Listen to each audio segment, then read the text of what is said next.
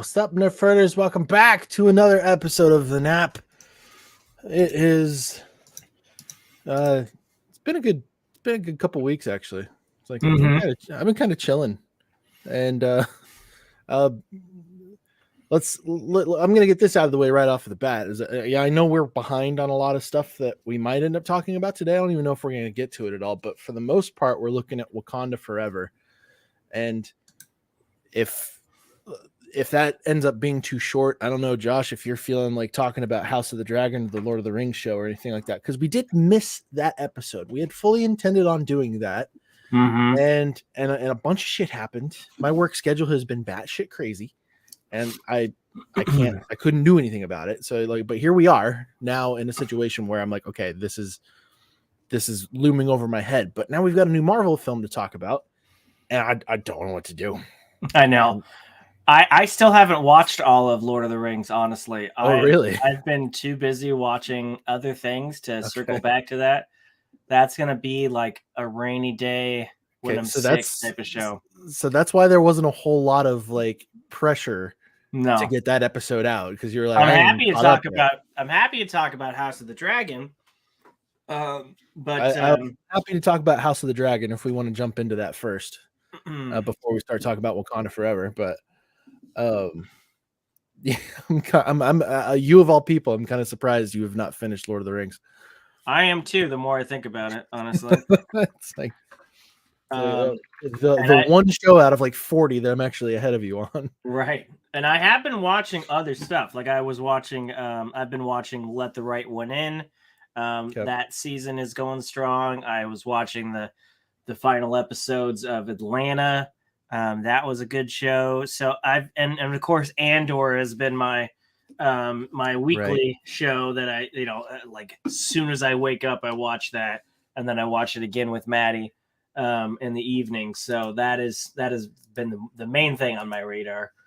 Yeah, I couldn't get away with that. Like if Cece knew that I was watching a show that she wanted to watch with me beforehand and then rewatching it with her, she'd be grumpy as hell. She would not be into that.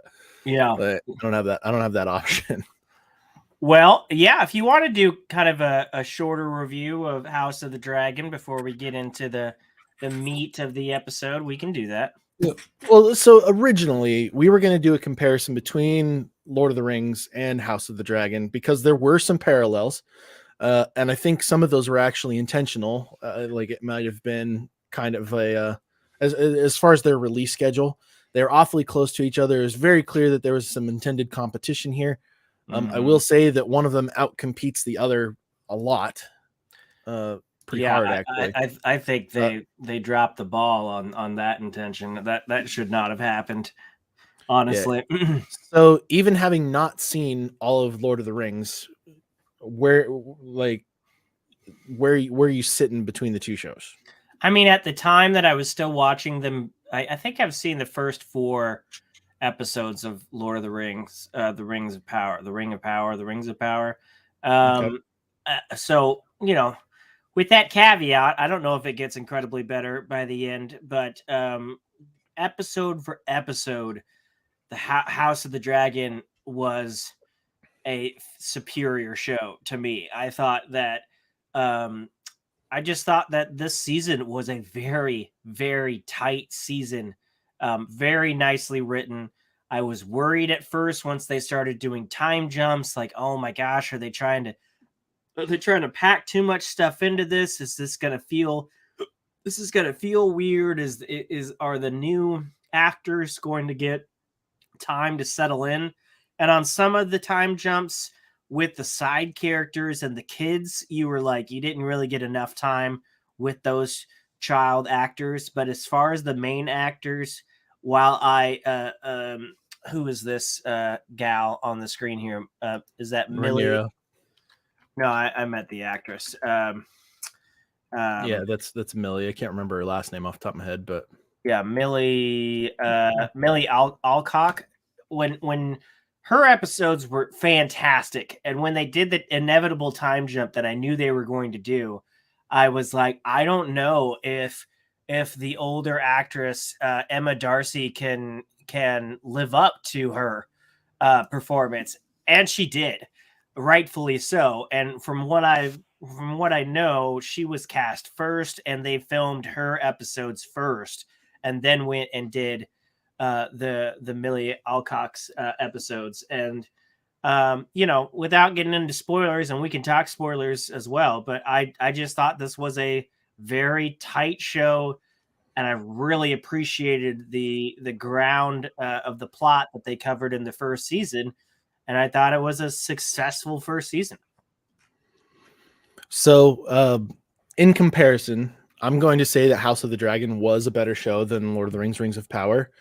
I think one of the big advantages that Game of Thrones is going to have, regardless of the time period or regardless of the characters that they try to cover, is that they have the benefit of the author, the original author, being alive to contribute to this, Sure. to all of this.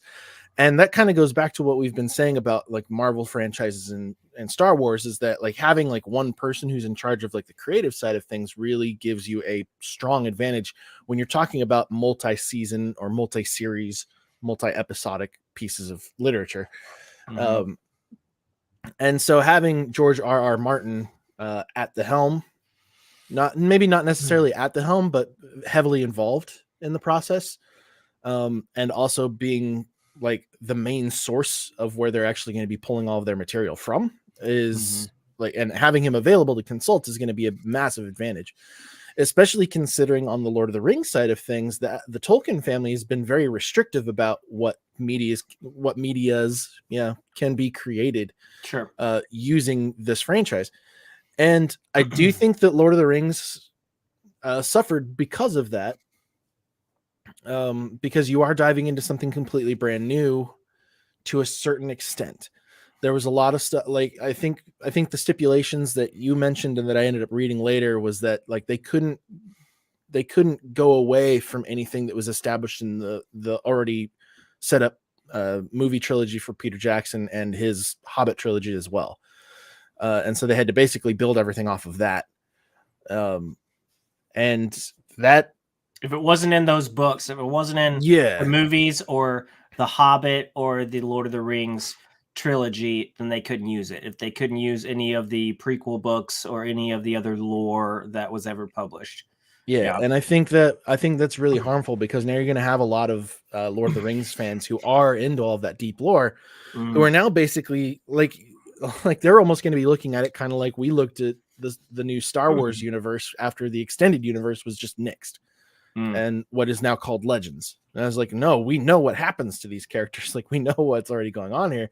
And now you're just saying, no, none of that's real. This is how it's going. Well, I will be watching the rest of the show, so I don't want to get too deep into the woods with Rings of Power, because I think we could still probably fit an episode in before the end of the year to discuss that. Yeah, absolutely. But like in comparison between the two, I think Game of Thrones always had a massive advantage going in. And that's going to be hard to get away from. I do think that Lord of the Rings did an okay job with what they had. It was lacking in a lot of areas.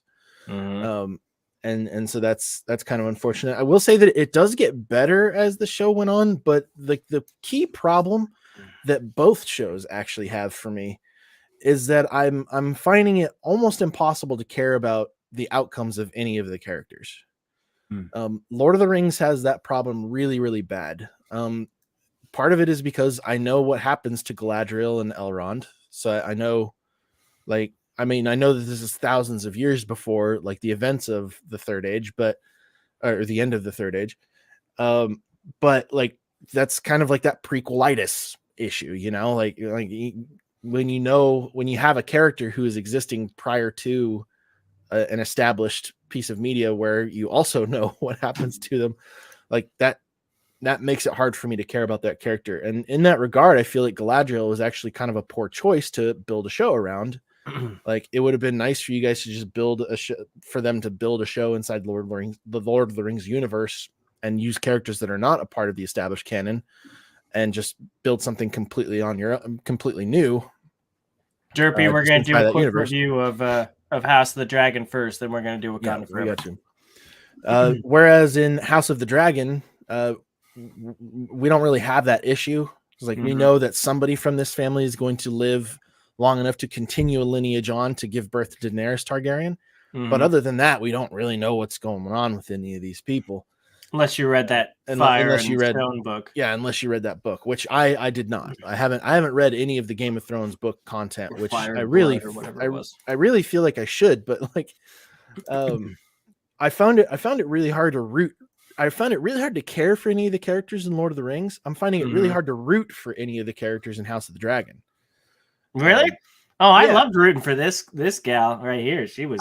You know what? I feel like we had something interesting at first, where she's coming in and she doesn't want the throne. Like, it doesn't really seem like that interesting to her.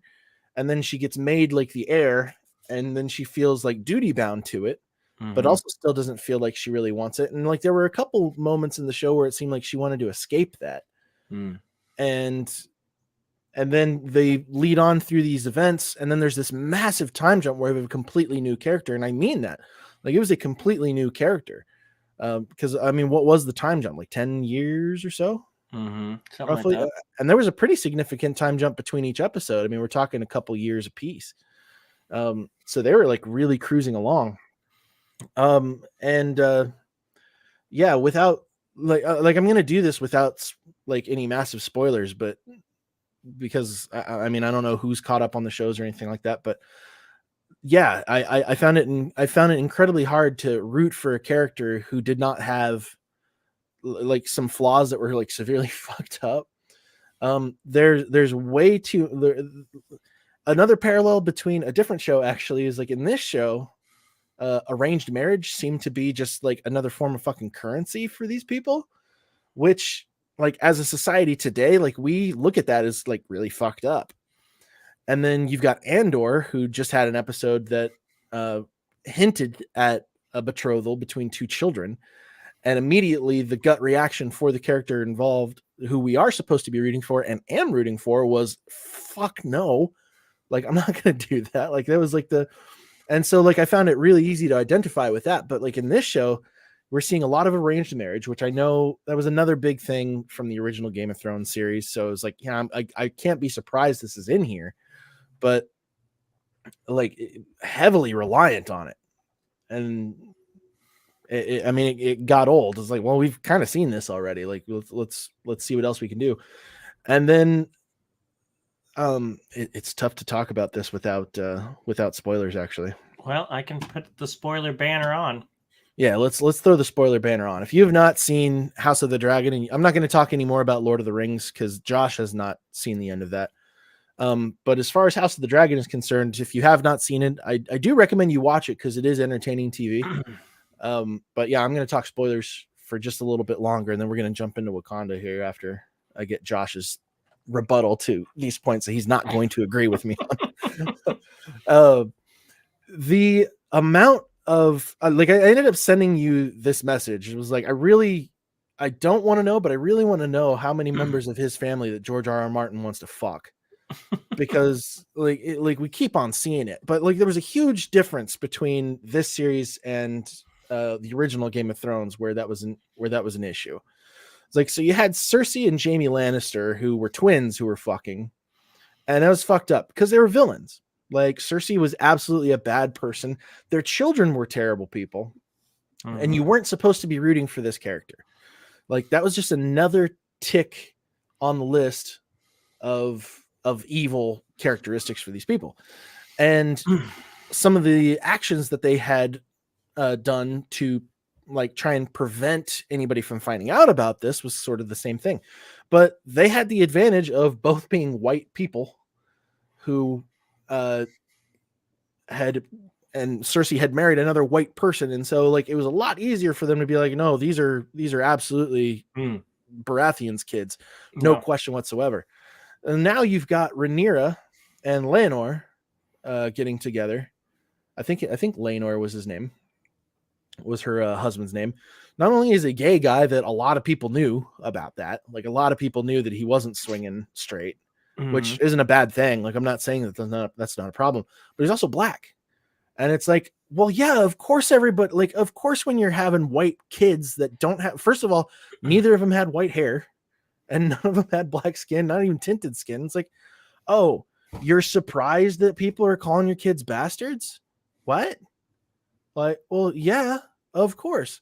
Now I don't know if that was like the actual lineage of the, or if that was the actual ethnicities of the characters in the books, because again, I haven't read those. But like they're getting so insulted that somebody could even insinuate at the prospect of that, and it's like, okay, well, you kind of dug your own fucking grave on that one.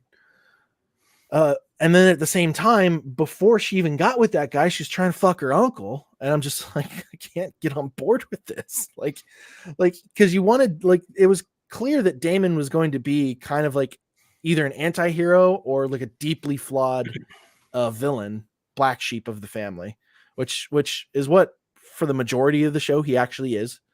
And then like around towards the end, like around towards the end of this iteration of Rhaenyra, like the younger Rhaenyra's character line, he is rumored to have boned her, which didn't happen, but she was not against it, and like that was fucking weird. And then later on in the show, this guy who is a ruthless killer gets told by his niece that he still wants to get it with, that, oh, well, if you want to get married to me, that means that your husband has to die.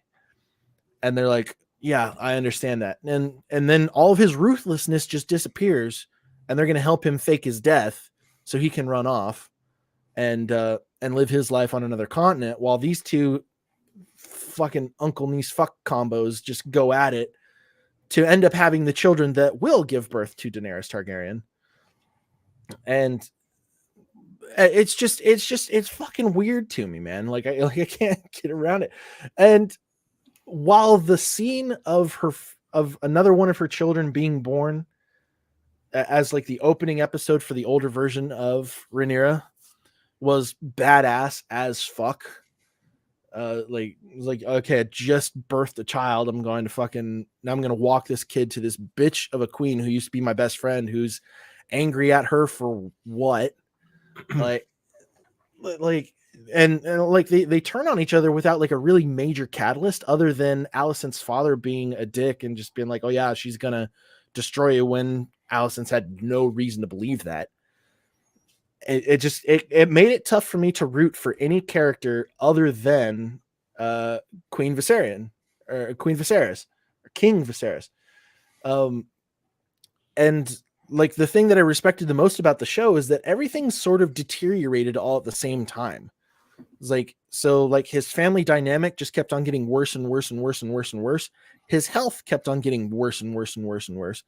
And like the major pain points of the show always seemed to happen in an episode where he had some new injury or new wound. And like, that was an interesting thing, is like you saw him like kind of like aging and crippling away all at the same time, as, and you could use that to like see the state of what the Targaryen family was actually in. I thought that was really cool, and it made me want to root for his character to get what he wants. And then they throw, and then the tiniest stupid fucking thing is what causes the civil war, and I'm just like, okay, fine, whatever. This is the direction that we're going now. It's just like a guy who's stoned out of his fucking head, and a queen who is just desperate for her kids to make it onto the throne when she didn't want to be a part of this in the first place. She got thrown at some old decrepit dude when she was like 15 or 16 or something like that. I'm just like, okay, yeah, whatever. I guess that's where we're at. But it made it hard for me to root for any of the main characters. That being said, the writing of this show is massively superior to Lord of the Rings and is fucking excellent. The writing for this show is great. The acting is excellent. I don't have another word for it. Like there weren't very many scenes where I felt like the actors weren't giving their 100%. Which was great. And honestly, there were a lot of moments of this show where I felt like I was watching early Game of Thrones again. I was just like, this is, yeah, like they didn't capture the lightning in the bottle quite like Game of Thrones really did for me, but they got close. They got a lot closer than I was expecting them to. Well, and I'm not gonna, go on a full rebuttal thing against you or anything, but there was a lot of family relations in the original Game of Thrones outside of the Lannisters. The main two characters, Jon Snow and Daenerys, they were nephew and aunt, and by the time they didn't know that, and when he did, he sure, but was really everybody against else it. did. But everybody else did, and I think collectively the majority of the audience was rooting for that. And that's and fucked up. That's fucked up. but even in Game of Thrones, we knew about Daenerys's family history. Like Cersei and her brother was weird because the other families didn't do that, but you knew that the is it Targaryen? Yeah, the Targaryens. They were the dragon riders. They had that connection with dragons, and I could imagine if they were the only family to have that connection, they would worry about dilution of the blood and everything like that. So I could see from a fantasy standpoint why that family would be more uh, keen to stay in the family, whether that's cousins or siblings or whatever, in order to keep that bloodline pure, than dilute it with other households. And of course, in her defense, it wasn't for lack of trying. She married that guy, and knowing that he wasn't into her and that he never would be. They did their duty. They even talked about how they tried to have a child together and it didn't work. So it's not like they didn't give it a shot. And I think she was the one that convinced Damon to spare his life, because I think Damon had said, he's got to die. And, she wanted to spare his life because he was a good husband to her, despite that not being her thing, and he was just as trapped as she was. I think he was a character that I did root for. Was her husband. Like I'm happy to see that he got to live. And I'm sad that he didn't come back, because I could see the turmoil and the conflict in his parents' eyes when they had to pick a side, and they fully believe she had him killed. Like I think he's coming back in a later season. He very well might, but I think that's gonna be a pain point for her. Like that's gonna be like a big turnaround. Like, oh, your husband's still alive. Your family's illegitimate. All that shit. Yeah. But the fact that they still chose her over the alternative was a big thing. And I really liked the writing on this show. I thought with George R.R. Martin being part of the writing staff, he's not just a consultant on this show. That shines through. I have not read the book, but I know enough of the book to know that there were certain changes, and it's almost more acceptable that he's the one making those changes than just somebody that's like, hey, I want to mix things up. And sometimes things work better for the screen than they did in the book. So I do like that a lot. I was trying to think. You did say something that I wanted to rebut, but I can't remember. I did like the civil war brewing between this. They started as best friends, and then her friend becomes the queen, and then suddenly she's got the weight of her family on her back and the honor of the Greens. And it's a little more prevalent in the book, building up to her being, I have to hold up my family's honor and stuff like that. And, but I did like the progression of this, especially that one scene where she's like, I want your son's eye, and I felt for her at the same time. She's definitely a bitch, but I felt for her because I could only imagine being in her position and like fighting for respect that she just wasn't getting. She was this child teenage bride that kind of was just filling the shoes, and she was getting no respect, and just like many of the other female characters in this show. And so to see that build up and build up and build up, And then to see it build up for Rhaenyra as well, because she was supposed to be the heir, and she's getting set aside, and so I thought a lot of those things were really interesting, just the flow of the show. And I really I was worried about the time jumps, but I feel the power of the acting is what saved the show. If the actors in each episode did not give their all, I think I would have, kind of checked out after that time jump. But they really did. They really did come through. And yeah, I think it's a very strong show. I really, really liked this show. I think it is up there with some of the better seasons of Game of Thrones. And I don't know if we talked about this or if I talked with Alan about this, but HBO rolled the dice with this show. They had a completely different show that they were going to put out. They put together a very expensive pilot. Naomi Watts was in that show. They screened it. They basically said, "Oh, we dropped the ball with Game of Thrones, so we need a entirely different type of show in that universe." So they made the pilot with Naomi Watts, and people did not like it. And they said, "We get what you're doing. That's not what we want. We want Game of Thrones." So they canned that, and they came up with this show. And I think they made the right choice, because this was a strong ass show. Yeah, if this is the result of their creative process checking itself hard, then yeah, we're in a good position.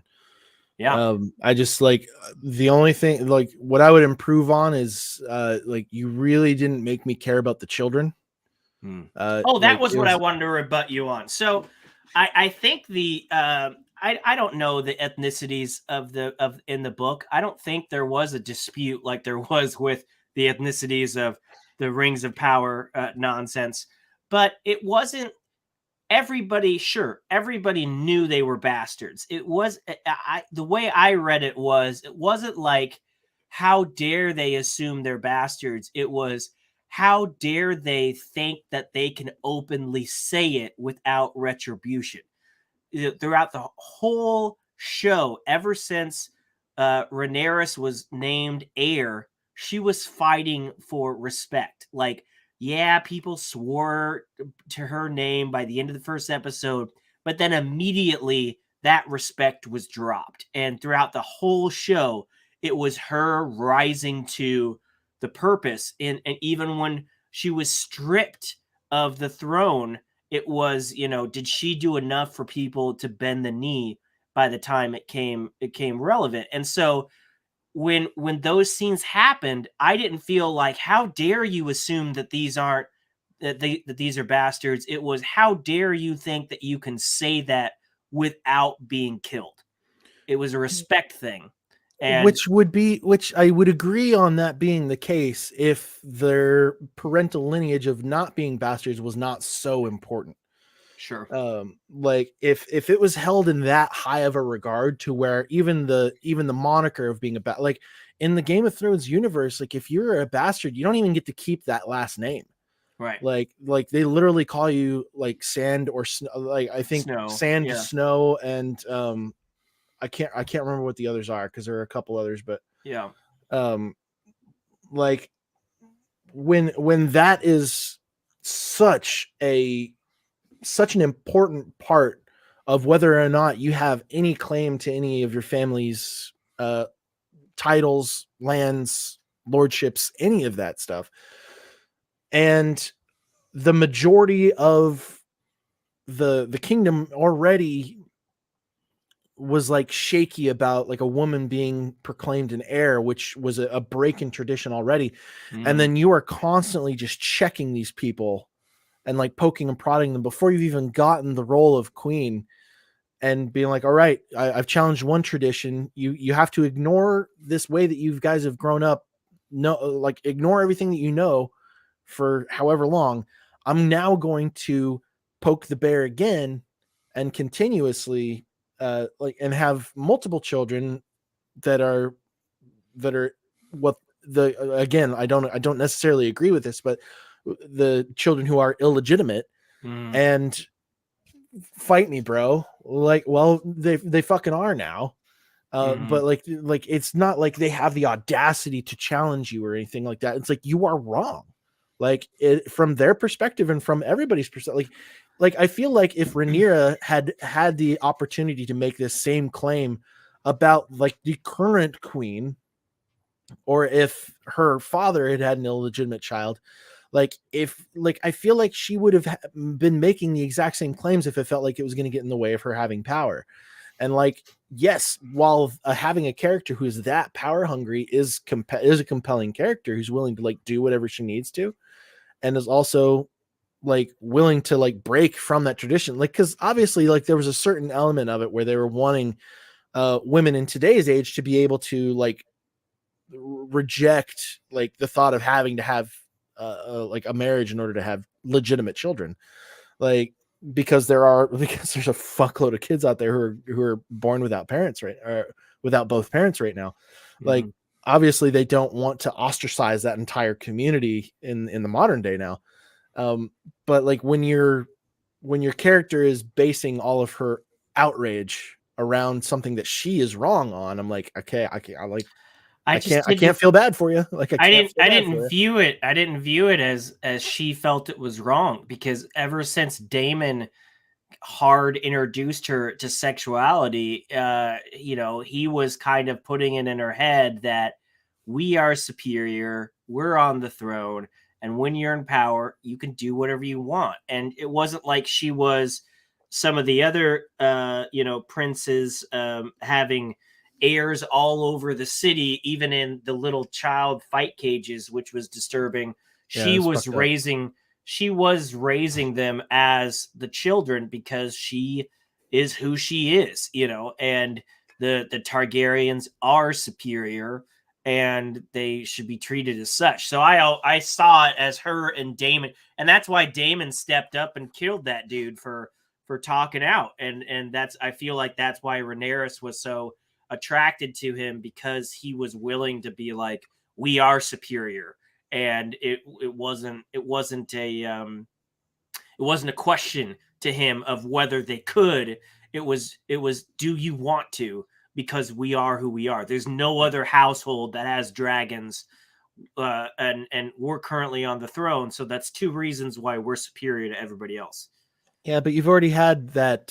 You've already had one of those points reject. Well, first of all, I'm not going to get on board with anybody claiming that they're superior because of their namesake whatsoever. It's not because their But namesake is their blood sake. There's no other household that has dragons. I understand that, but you also had the king himself actually explaining to Rhaenyra is like the notion that we control the dragons is not real. Like he calls it a lie. He calls it an illusion, and then you see that brazenly illustrated in the final moments of the final episode of the show.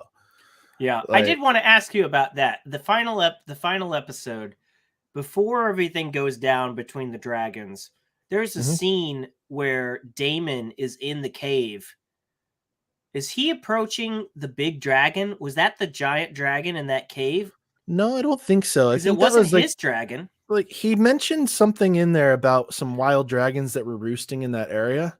Oh. And so I think he was trying to either like win it over, or he was trying to get a hold of some more eggs, because like hatching eggs in the Game of Thrones universe is fucking tough. Yeah. Like it's really hard, which is why we didn't see like literally any baby dragons throughout that show being hatched. Okay. Like it's apparently a very difficult thing, even if they have eggs that they are born with.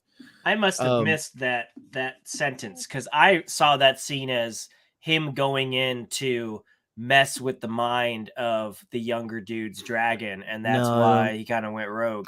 No, he wasn't like that. Vagar wasn't in that area when he did that. I think Vagar was off somewhere else.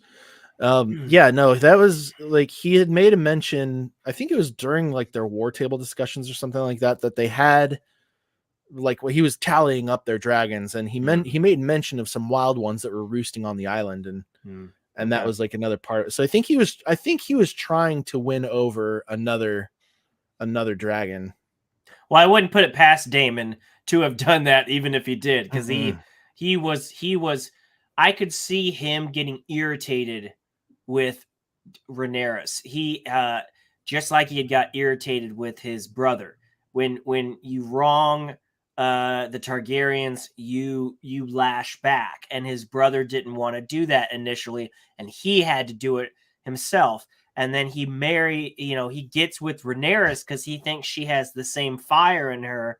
And then when it finally comes time that she is wronged and all hell needs to break loose, she first looks for a diplomatic option. And you could tell in his face that he was like, this is not, I did not mean to marry my brother. I meant to marry someone that would share the fire with me. And so when I saw that the first time, I completely believed that he was doing something that made those dragons do that, because that's just in his character to just light things up when they don't go his way. And I don't think he was necessarily sad about what happened at the end. I'm sure he was like, yes, this is the catalyst we needed. Yeah, I know. And that was kind of another thing. Like, he would have viewed that child as kind of a throwaway kid because it wasn't his. Right. And that's he's got so many kids. He's got kids from his marriage. She's got kids from her affair, and then they've got kids together. So they've got throwaway kids all over the place.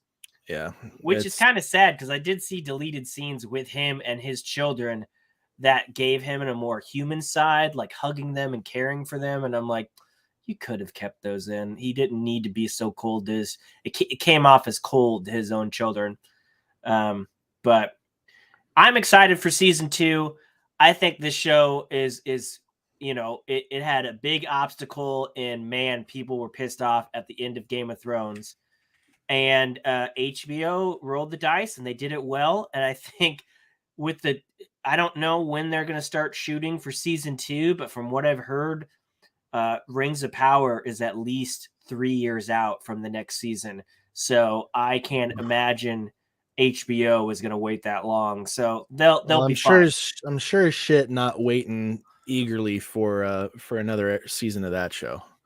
But if this show is an indication of like the direction that they're going to continue on going, then it gives me a lot of hope for the Jon Snow spinoff. I'm really excited about that one.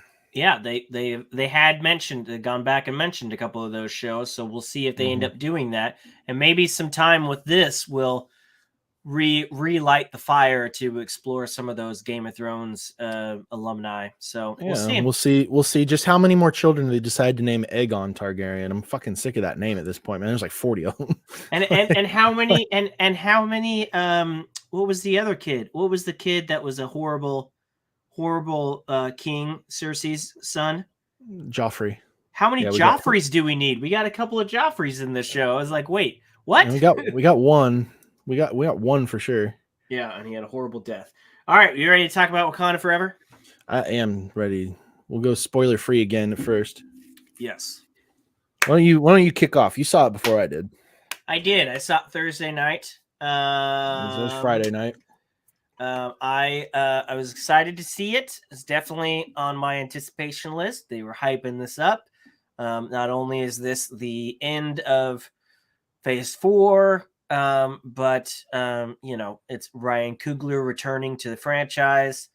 The most of the cast returning, with the exception of Chadwick Boseman, and so everybody and their mom was, how are they going to do this?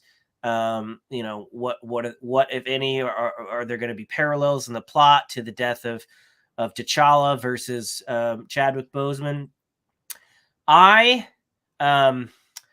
I'm a big fan of Namor. I have a book from that I grew up with. It's right here. It's it's called The Great Comic Book Heroes, and this is a really old book, and it compiles like a lot of the like original first issues of like Green Lantern and Hawkman and Spectre, and among here is the original, let's see, Flash is in here, Human Torch, but Namor is in here. And I always thought Namor was an interesting character because he wasn't a good guy. He was basically a villain to the humans because he was there to support, everything under the water. And he hated what humans did. And yet he was so intriguing. This is some of the original comic. I don't know if you've ever seen that, but he was... So... Yeah, it was Yeah, like Namor was actually the first Marvel character out there. Yeah. And he hated, he hated boats, he hated the army, the navy, whatever.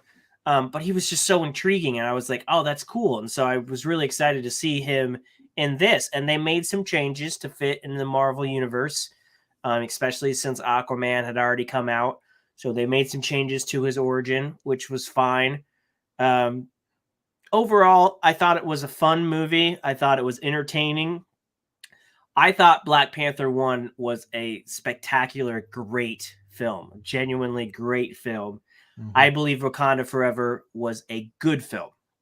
I think it was a mess at times. I think there was a lot of technical issues, and I feel for Ryan Coogler because he had the script for this film done in the bag when he found out about Chadwick Boseman. And so then he had to return to that script and work that in.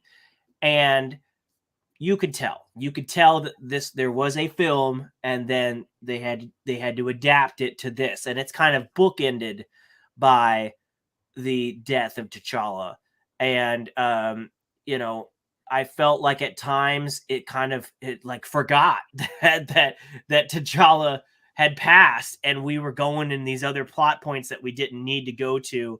And I'll get into that in spoilers.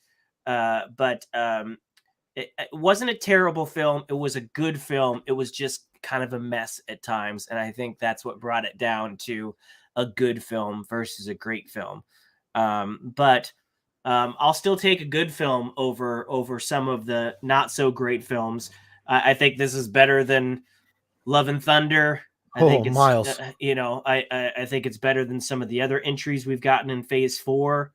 It really doesn't set up anything for Phase 5, so it felt like a natural ending for Phase 4 because it was very much its own film. There was a couple things that sets up a future Disney Plus show that I'm not incredibly excited about, or at least I didn't think it needed to be in this film. But we'll talk about my gripes and spoilers. But I had a good time, and I'll probably go see it again because I normally see it once with Maddie and then once with another friend. So, yeah, what did you think? Non-spoiler thoughts. I'm kind of in the exact same position you are, oddly enough. The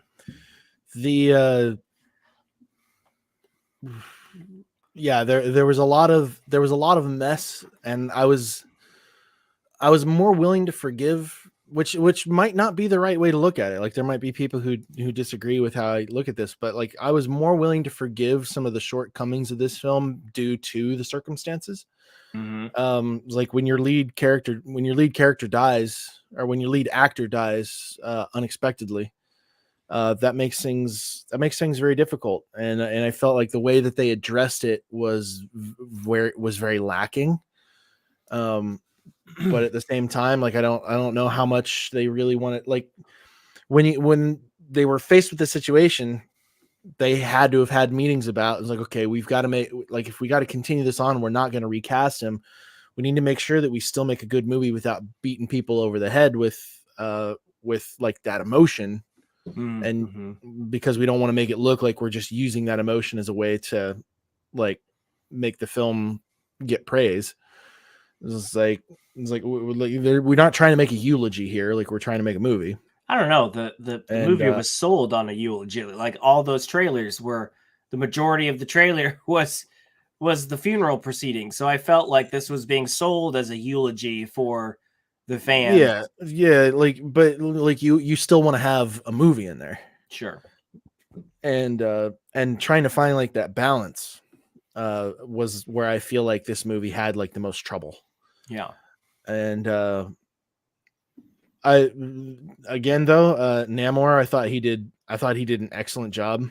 I really want to see more out of him, so I'm really glad they didn't kill him off, which I had a really strong feeling that they weren't going to.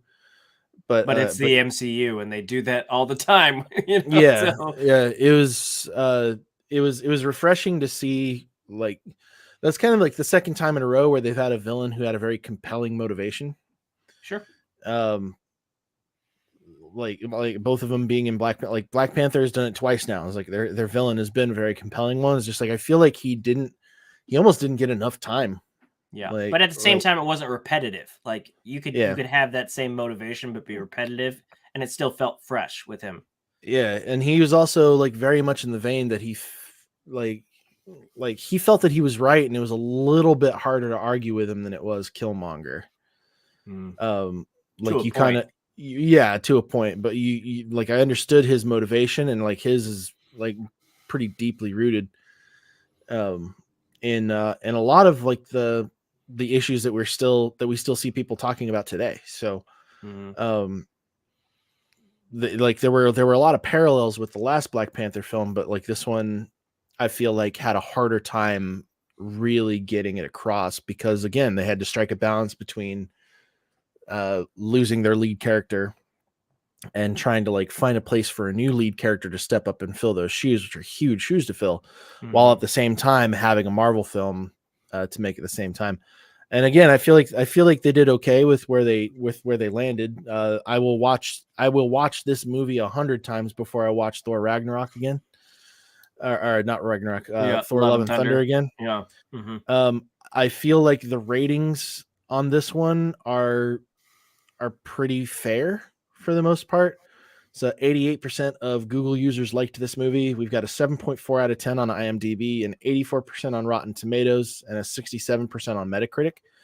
When you kind of balance that all out, I feel like it lands right around where it should. It was like it had a certified fresh with a tomato meter of 84% with an audience score of 95%, which, I mean, even Thor Love and Thunder got a pretty high, got some high scores in some areas.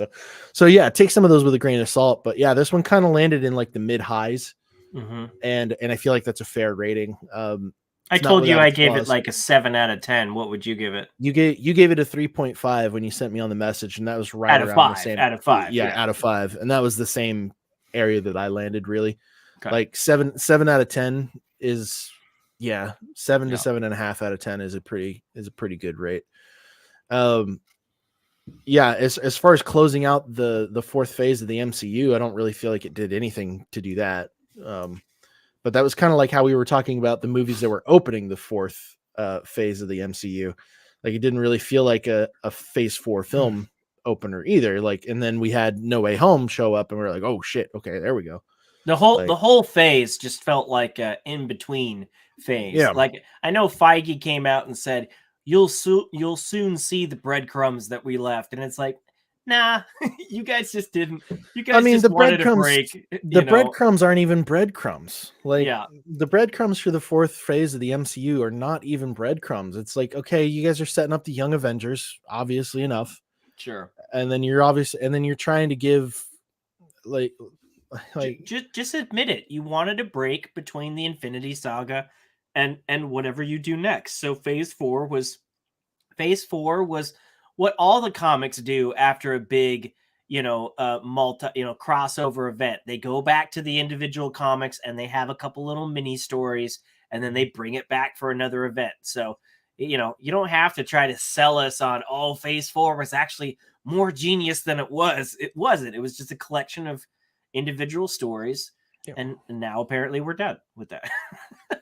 Well, let's jump into spoiler talk. I don't have too much to say. Again, like that's kind of like the good thing. To say, but I got so much to say. I mean, I do, but I don't want to like ramble on and on and on and on about it too terrible much, because again, like this was, I'm getting a little bit disheartened talking about Marvel content anymore these days. Because every single time I run into a property where there's more and more negative to talk about than positive, it's really beating me down. Thankfully, that wasn't the case for this film. Yeah. I had more positive things to say than negative on this one. But yeah, it's just getting kind of rough. Well, thank fuck for Andor, because if they ruin, I know, right? If Star Wars ends up being in that same direction for me too, I'm gonna be really upset.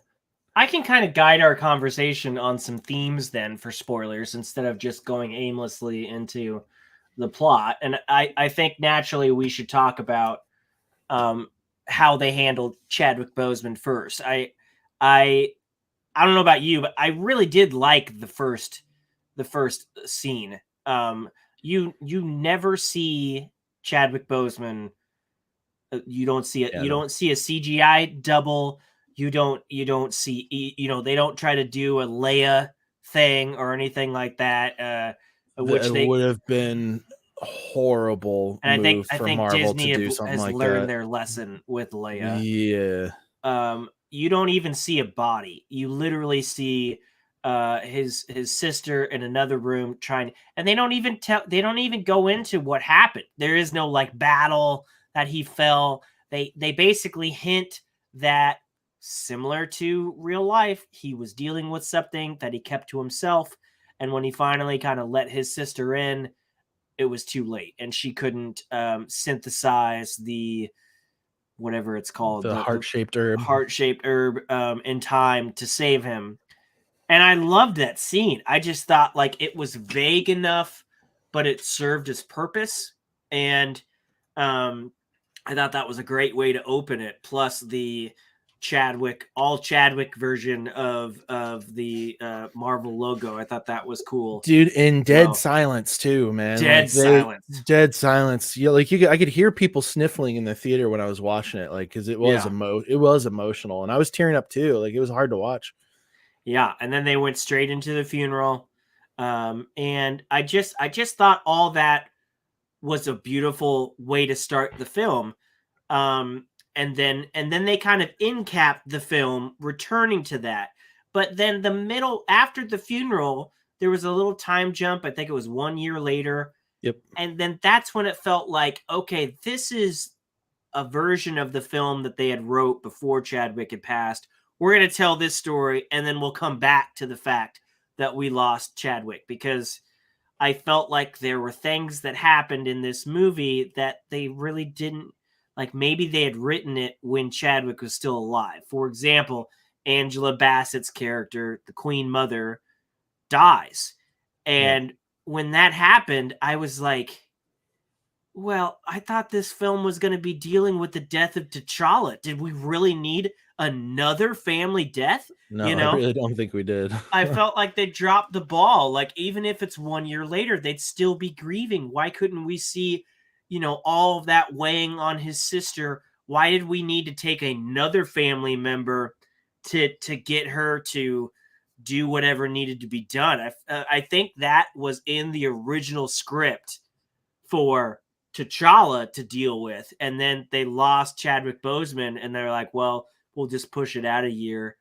But I didn't feel the weight of her death, because I'm like, I already came into this film trying to feel the weight of T'Challa's death and Chadwick Boseman's death. I didn't have enough room for another major character's death, and so I felt like that was kind of like, it kind of cheapened her death, because it was supposed to be about his sister dealing with him, and then they bookended it with her dealing with him, and it was like she forgot, like it wasn't that she forgot her mother died, but like she just moved on from that really quick and then returned to how she was dealing with the loss of her brother. So that middle part just felt unnecessary to me.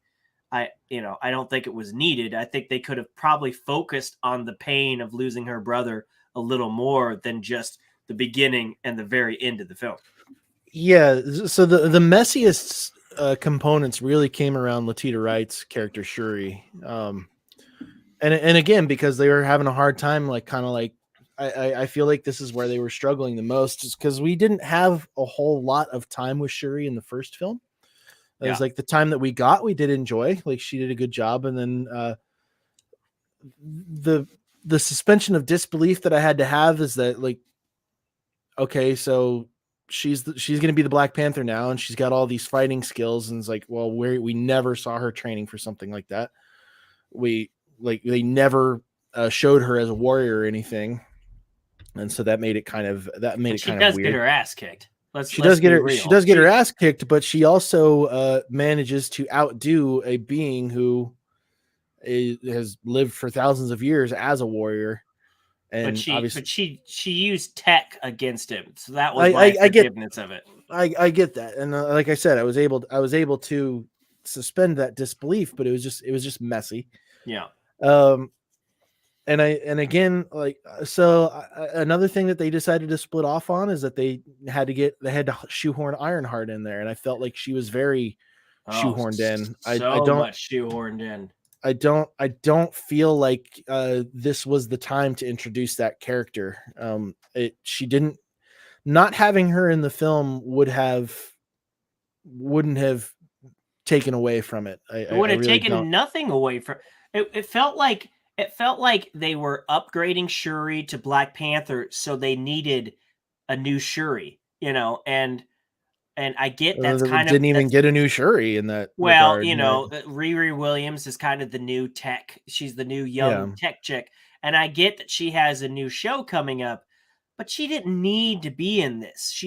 no. The plot point was that she was someone that came up with the machine to find vibranium, and that's why suddenly Wakanda and Talocan was fighting to get to her first.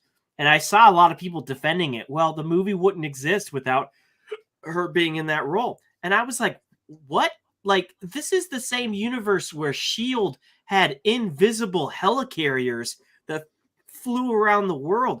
You're telling me that we couldn't have forgiven the fact that some off-screen scientist developed a machine to detect vibranium, especially since Dude, we've had a it wouldn't have had vibranium to. shield in America for like 50 years.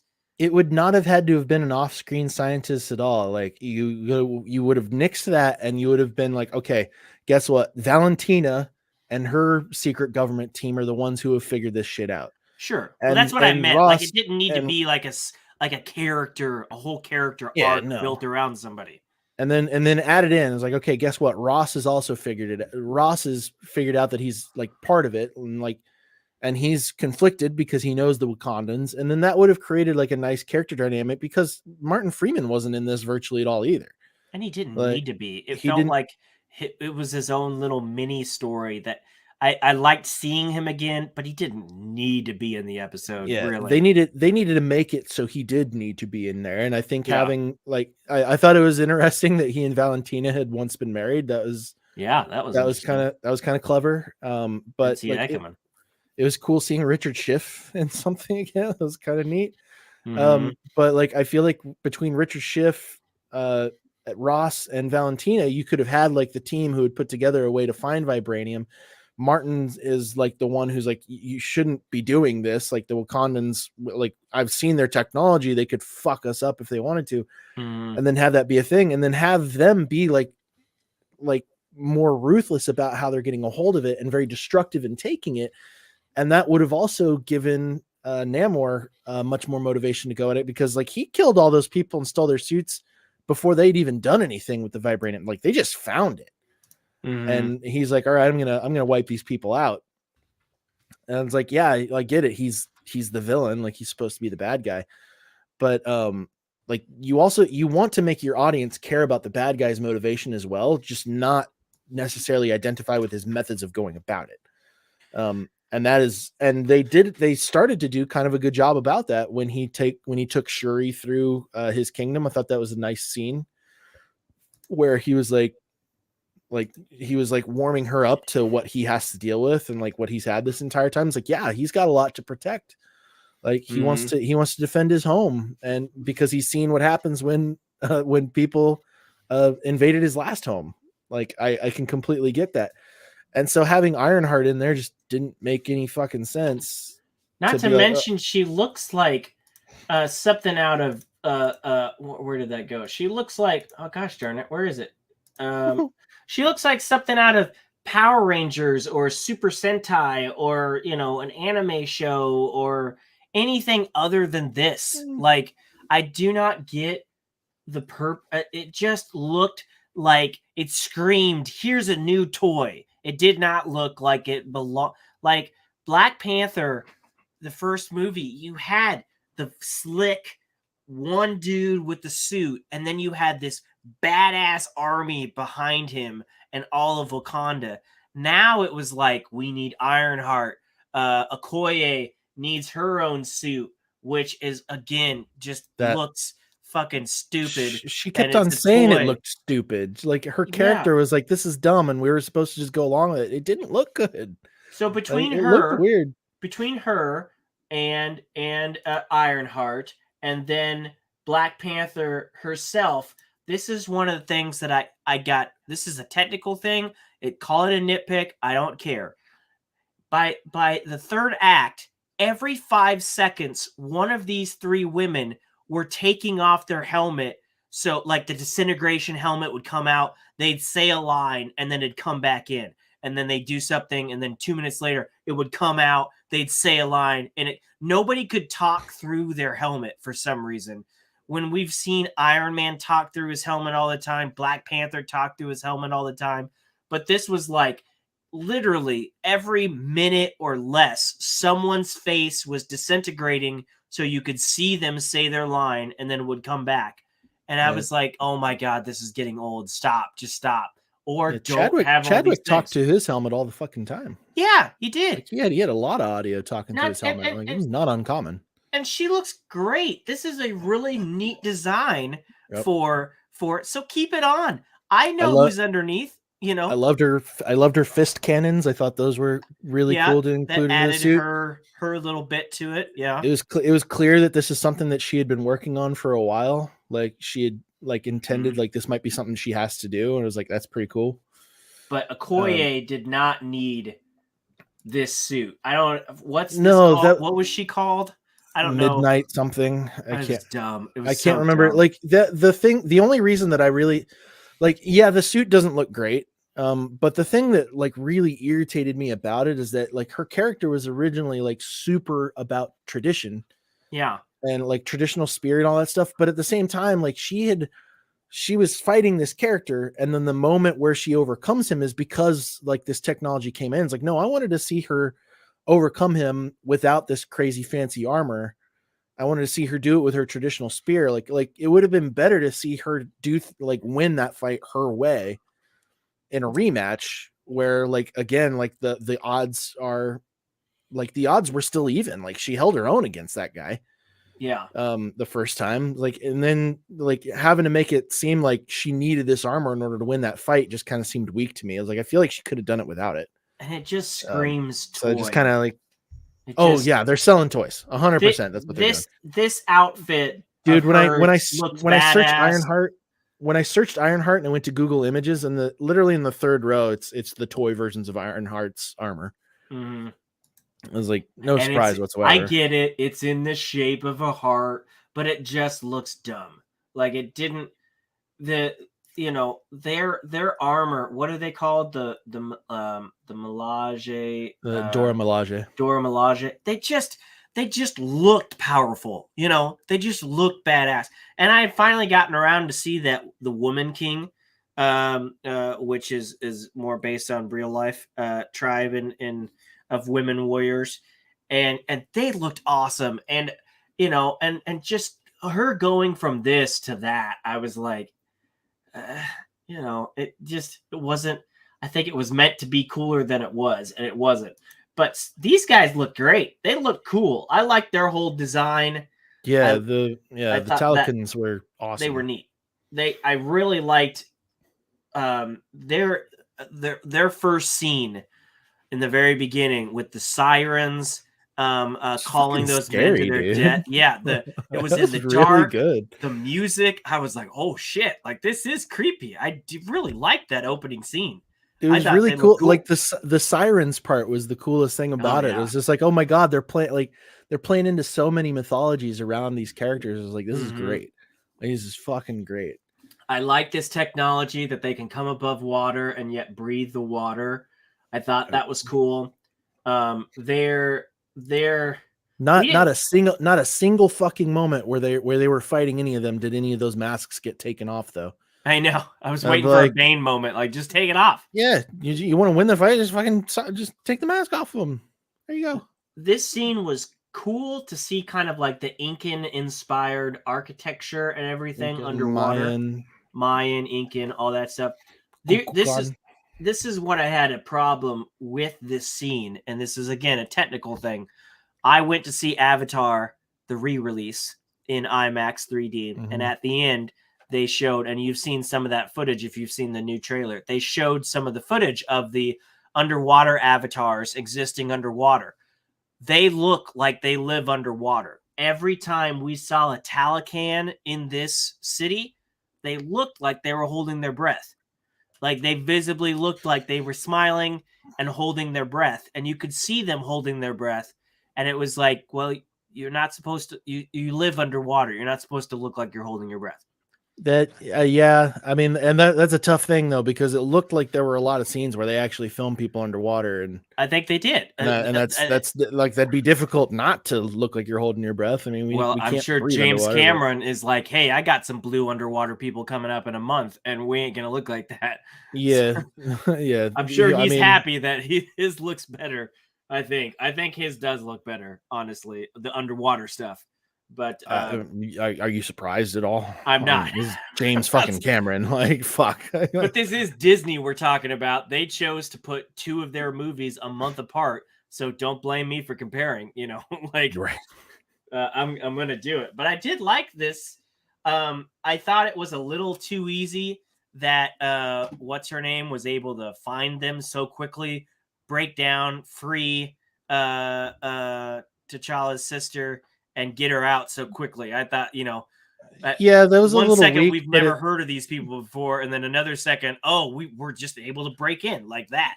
Yeah, but I mean, like. We would, if we had somebody who had been taken to fucking Atlantis and happened to have a GPS tracker on the entire time, that would make things a little easier too. Well, she didn't. They couldn't use the GPS at first. The Queen Mother went to what's her name? They tracked her to they had like a nearby region. They had a region in Haiti, and like while she was like super deep under the water, like she wasn't able to find her, but then she got brought back up to that cave where she was surfaced a little bit more.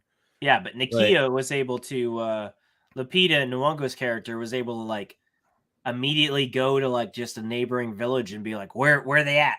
Like, where do I go? Yeah, no, it was a little convenient of a plot device. I honestly, I really wanted to.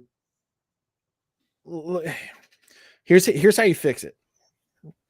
Once again, we don't have Ironheart in this movie. Like no. she gets introduced with her own Disney Plus show or something. Yeah, like she's got her own show coming out. Like her character's intrigue is interesting enough to where like she deserves to have her own show as an introduction. And they took her suit anyway, so she's going to have another suit that she builds on her show. So yeah, shouldn't need to be in this. Really didn't need to be in there. You have Valentina and her government organization responsible for trying to find this vibranium, and it makes sense because she has a great motivation to want to do that because she's trying to put her own team together, and having them decked out with vibranium would be a fucking big advantage.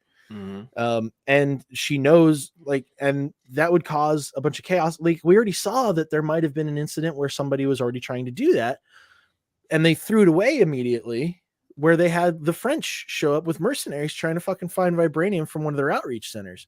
Mm-hmm. It's like, okay, well, let's have Valentina get in there and do this shit in the ocean and cause a bunch of chaos, because then Wakanda would then be mad, but Shuri would be trying to like work things out because Ross is somebody that she like has connected with, and they have a dynamic. And then you've got Namor, who is like, well, I want to kill everybody involved in this mining project. It's like, well, no, I'm not going to let you kill Ross. He's an honorable person. And I also don't want you to start a war with these people because they're going to assume that it's us, which was a good thing. Like, they did play with that a little bit, but they abandoned it awful quick to where like anybody who was like fighting up against, like right in the beginning, when I think it was Lake Bell's character said, there's like, they're not Wakandans, they're blue or something. It's like, no, don't open that door at all yet. Like, having Wakanda getting blamed for this the entire time would be great. And then you continue through all of that, and like, so you've got Shuri caught in the middle of this thing to where like the government is like, hey, we need vibranium, we need to be as prepared as you guys are. Like, we can't rely on you guys to be there to protect us at all the times, and the Avengers are gone.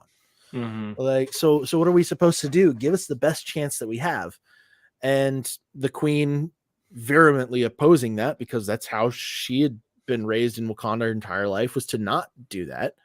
Shuri, being one of the key people in the first film who wanted to like outreach to others, and had set up some outreach centers that we never fucking saw her do anything in the second film. And then you've got Namor, who is like, yeah, I absolutely don't want the Americans to have it. And if you're if you're not going to join me in opposing them to it, I'm going to fuck you both up. Great motivation. That's a good motivation for him too. Is like, no, I'm going to protect my people, because the last time people got into my home and found out about it, this is what happened. So he's not going to trust the Wakandans or the Americans, or the surface world, I should say. It's not just the Americans. Like, and there's your conflict. Sure. And then things deteriorate from there. And then so when she gets brought down to see Talokan, he brings her back. I was like, and instead of being kidnapped, because she wouldn't have been kidnapped, because she wouldn't have been trying to go and get Riri in the first place. Right. It was like, that all just felt like it was a setup for her to get kidnapped. We didn't need any of that, you know. No, we really didn't. Angela Bassett being pissed, oh my god, that scene killed it. I was like, oh my god, I don't want to be in that room. Like, you just tell on her face, like, I have given you so many chances. And I was, I felt for Okoye in that scene, because she was pissed. Yeah, she sold it. It was interesting, because when she got fired from her position, you were like, wait, what? Why the fuck? And then she explained like what her reasonings were behind it. It was like, oh shit, okay, you know what? Yeah. I got you. Yeah, you're right. That line where she was like, your husband is a fucking traitor, and you can go see him anytime you want. Mine's dead, you know. Like, I was like, oh, that stings. Like, I was kind of sad not to see his character again, though. Like, it would have been kind of neat for him to come back. What's his name? Daniel Kaluuya. Kaluuya. Yeah, maybe he was busy doing Nope and his other stuff.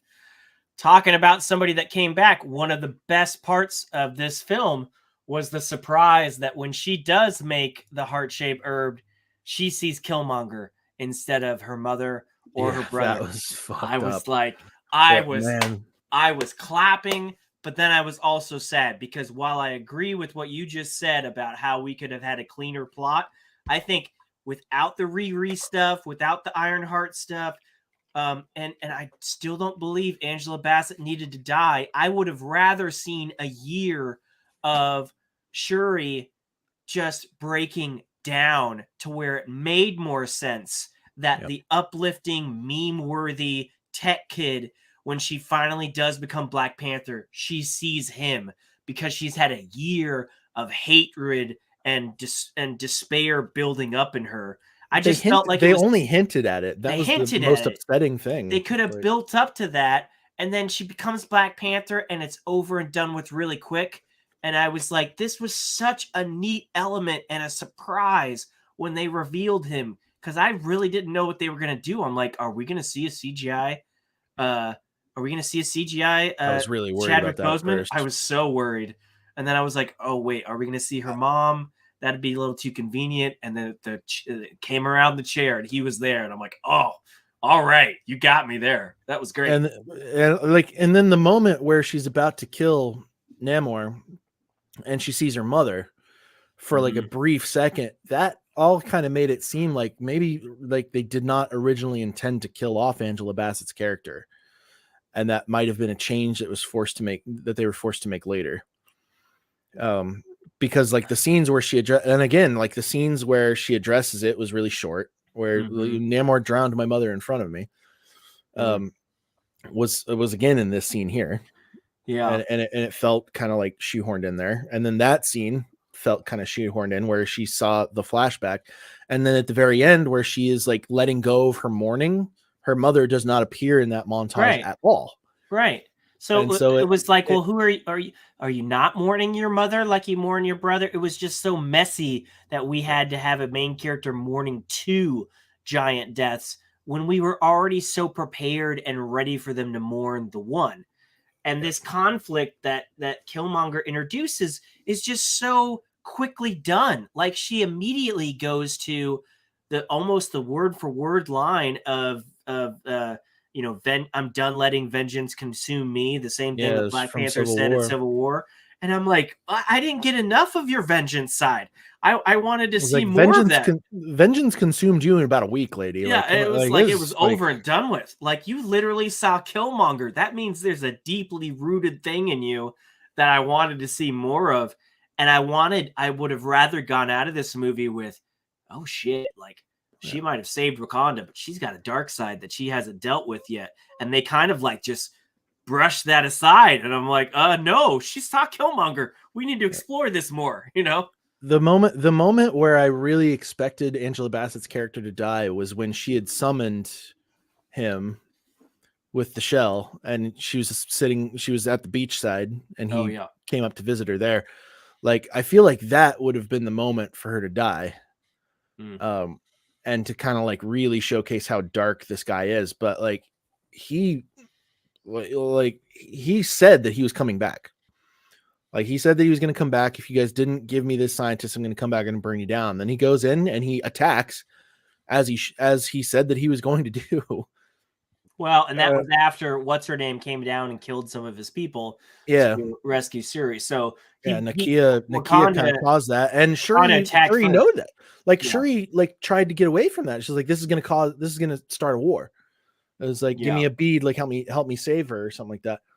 Like, that would have been an interesting, sure, the writing around Shuri seemed like the messiest part of this. Because they weren't planning on her being the main character, you know. And like, again, I was more willing to forgive it because like that was the part that they weren't prepared for. But that's why I really didn't like the Ironheart stuff, because I'm like, you have a compelling character. Her off-screen antics with the vaccine stuff aside, you have Shuri that everybody loved in the first movie. We don't need another techie girl to fill her shoes. We need to spend as much time as possible if you want to sell her grief. And I don't think they did. And I think they needed to spend more time. They gave a lot of time to Namor. And I think with what time he had, he sold it. And I think this attack scene, their weapons, their water-based grenades, that was really cool. That was really cool. I really like that. In the trailer, when the water comes into the throne room, I was thinking, wait, I don't remember the throne room being on the edge of the ocean. How do they get water all the way up there? And then it's these really neat water grenades that just look like they would do some damage. And I was like, that's cool. That's neat, you know? I don't know. That's kind of the end of what I've got. Like, because I don't want to go in ripping another Marvel film apart, but I did like, so once we got back to the morning, the end credit or the mid credit scene. I was gonna say the end credit scene was like the last thing I wanted to talk about. How did you feel about them throwing that in there? Well, it was the answer for how they're gonna do this, because there was the big debate of do we write off this character because we lost Chadwick Boseman? I mean, imagine if Chris Evans would have died after the first Captain America film, or if Robert Downey Jr. after the first Iron Man film, how that would have thrown the MCU in a flux. And so there's a lot of people that were like, T'Challa is too important of a character for you to just write him off like this. We need to find a way to keep him in the universe. And then there was, well, let's do a variant, and then the recasting. And a lot of people were like, it just wouldn't feel right.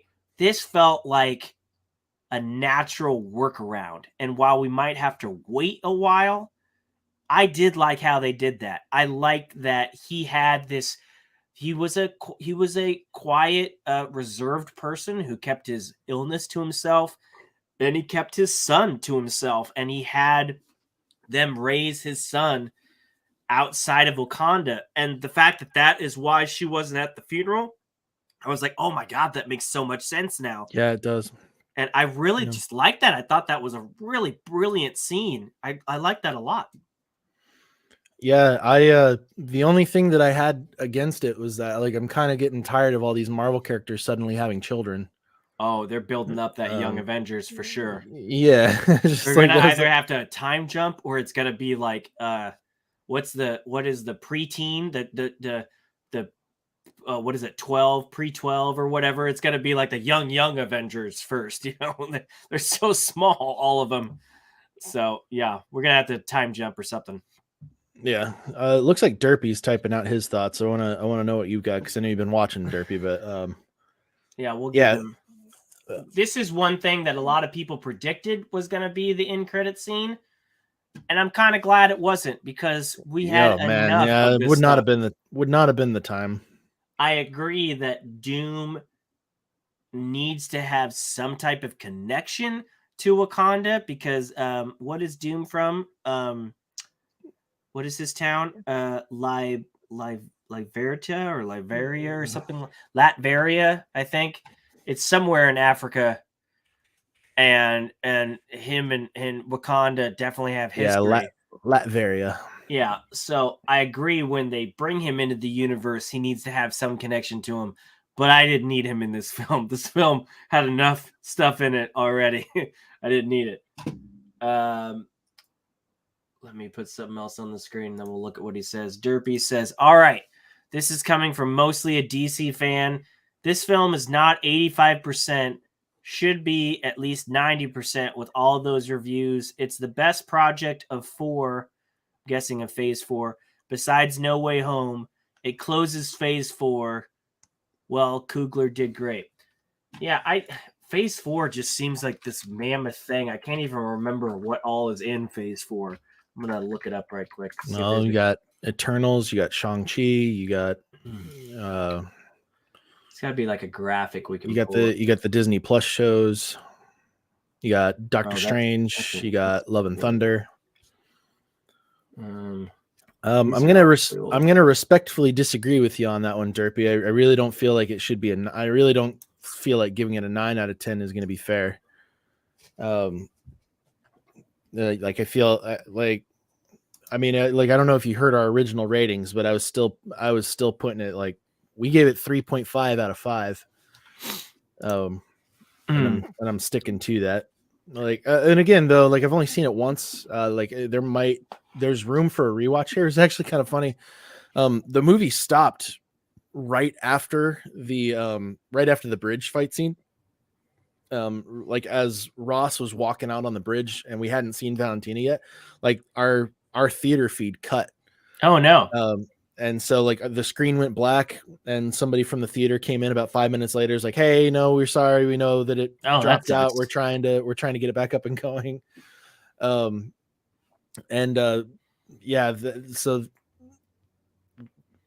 like just to, like at that point, I had already seen like Riri had been brought in and it was already feeling weird at that point. And I remember turning to Cece and I was just gonna like start talking about it, but like there are just too many people around in there. But like she was asking her about who Ironheart was. Like they never said her name, Ironheart. Like we never got that information out of it at all. But like she also seemed like Riri was kind of like out of place. Like she didn't really know what was going on there. She likes her. I like the actress. I like her character. I look forward to her show. Honestly, I just don't think she deserves her own show, and I hope she's getting one. I don't know if she is. They've already filmed it. Yeah, they've already filmed it. Okay, yeah. It just feels weird that they decided to introduce her here. It just didn't. It wasn't necessary, especially when they take her suit at the end. And I've seen behind the scenes stuff of her building her own suit. It's just like, it felt like they needed a new Shuri. And I'm like, no, we have a Shuri. Pay more attention to her. Like, I really do think my biggest gripes were the technicality stuff. I was trying to ask you what the term is when the center is in focus, but everything else around it is blurred. Because I felt like half the film was like that it was just blurry on the edges. And I was like, I don't need this. And a lot of the fight scenes were super up close and super zoomed in and everything. I couldn't tell what was happening. There was a lot of cuts. Yeah. That was one of those big things about an action scene is like when you have a bunch of cuts trying to like hide like your stunt people's actions. But I don't remember that in the first Black Panther, which is directed by the same person. I feel like the fight scenes in that and the one-on-one between Shuri and Namor, I thought looked good. I thought that was a well shot fight scene. What did Derpy say? I wonder if some of the stuff that we had in some of the issues are still stemming from like that issue that Marvel's having with their VFX artists too. Like I don't know Quite possibly. what's running into there. I can see it and understand, but with the situation Coogler did well, it's basically a tribute legacy film to Chadwick, and the character T'Challa can't be recasted. Maybe do CGI to bring him back. I don't know. That's an interesting question to bring in. There is a drive online right now to recast T'Challa. How do you feel about that? The hashtag recast T'Challa popped up in a few places. Yeah. Are you talking to Derby? Because we've already no, discussed. I'm asking him, but like, how do you feel about it now, having seen this? I told you I was happy with what they did. They decided to do it because I could see, especially after Loki, there was a lot of people that were like, we could just use the variant excuse for the recast. We could just recast it. I liked it. I liked what they did. Yeah, I'm happier that they didn't recast him as well. I feel like that would have been a mistake. The only thing I have for this film's complaints is that it drags a while. The dialogue is kind of cringe. The green screen's too. I did see some green screen stuff that was unfinished at times. Yeah. Yeah. I don't know about cringy dialogue. I feel like the dialogue could have used some bump ups in a few areas, but I don't know about cringy. I felt like there needed to be more dialogue. The one scene between Shuri as Black Panther and Winston Duke, I was like, I needed more of this. You know, yeah. I like Uncle Winston. Well, I forgot his name. Uncle M'Baku being kind of like, you know, torn between his normal self and this kind of like mentorship role with her. I wanted more of that in the film. I love that he was calling Namor Fishman. Like it was like, yeah. Like I wanted more of his character. It was like because Winston Duke is great. And apparently he's king of Wakanda now. So that's how they ended that. And Shuri went to live in Haiti, which again, I like that they did things like that she left Wakanda, but I think it would have been in a more interesting light if she still kind of had that dark side to her, because it's like, okay, I think it would be great if that dark side that she still has is the reason she did not challenge him for the throne. She's just like, I'm not ready to do this. Like, I'm not ready to be in that situation. Like, and they've been planting a bunch of heart-shaped herbs. Obviously they plan on keeping that protector there. So like, I don't know if she's going to hold up the mantle of Black Panther. Even like that might've been a moment where she had to take that because like she was the only one who could take it at that point in time, which I also don't necessarily think is true. It seemed like that was the direction they were wanting to go, but I feel like Nakia could have worn the armor pretty damn well too. Oh, I was really hoping it was going to be a transfer ceremony to Okoye. I thought because now she was no longer part of the guard. I thought but when that armor showed up that they were gonna have her wear, I knew she wasn't gonna be in the Black Panther armor. It's like right away. I was like, oh, no, that's gone now. Black Panther. There was some talk that at one point, after all of the negativity around filming this with Letitia Wright, and basically, you know, the stuff that she was going on set and off set. There was some talk that she did not want to come back for future installments. That has apparently shifted a little bit, and they've left the door open.